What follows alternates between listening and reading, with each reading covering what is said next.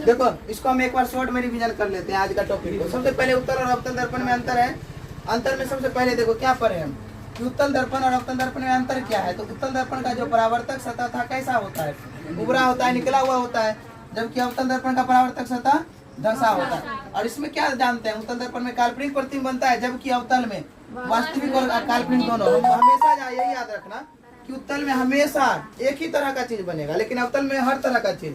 जैसे देखो उत्तल में उत्तल दर्पण में वस्तु से छोटा प्रतिबिंब बनता है, जबकि अवतल दर्पण में वस्तु से छोटा भी बनता है, बराबर भी बनता है और बड़ा प्रतिबिंब बनता है।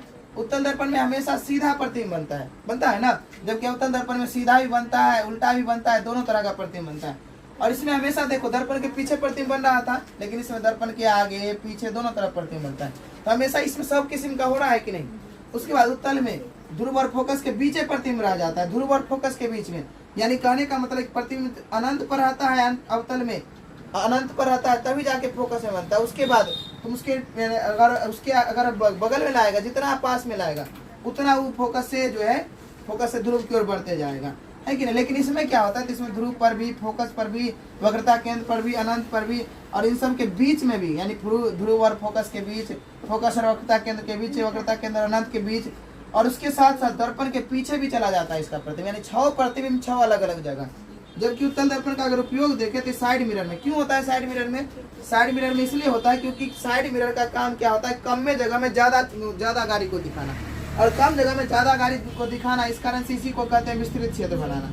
तो ये विस्तृत क्षेत्र बनाता है, और विस्तृत क्षेत्र बनाने के कारण क्या होता है कि बगल वाला पीछे वाला सारा गाड़ी दिख जाता है। इस कारण से इसका उपयोग साइड मिरर में होता है। इसके आंख में भी हमारा जो आंख में है उत्तल दर्पण का ही उपयोग, उत्तल दर्पण ही है। और अग्रदीप में जैसे कोई भी लाइट सब होता है, वही गाड़ी है सबका, उसका अगला वाला दीप का जो आईना होता है, सॉरी कहते हैं लाइट जो होता है, उसका जो आगे वाला जो कांच का रहता है वो अग्रदीप में हो गया। और अवतल दर्पण का उपयोग अगर देखें तो इसका उपयोग हजामती दर्पण में, सेविंग में इसलिए होता है क्योंकि वहां पर चेहरा को बड़ा करके दिखाना होता है। और हम जानते हैं बड़ा करने का काम केवल अवतल दर्पण का है, और बड़ा करके दिखाएगा तभी तो हमारा एक एक चीज दिखेगा, कहाँ बाल छूटा है कि नहीं छूटा है। दूसरा सर्च लाइट में होता है। तीसरा सोलर कुकर में होता है।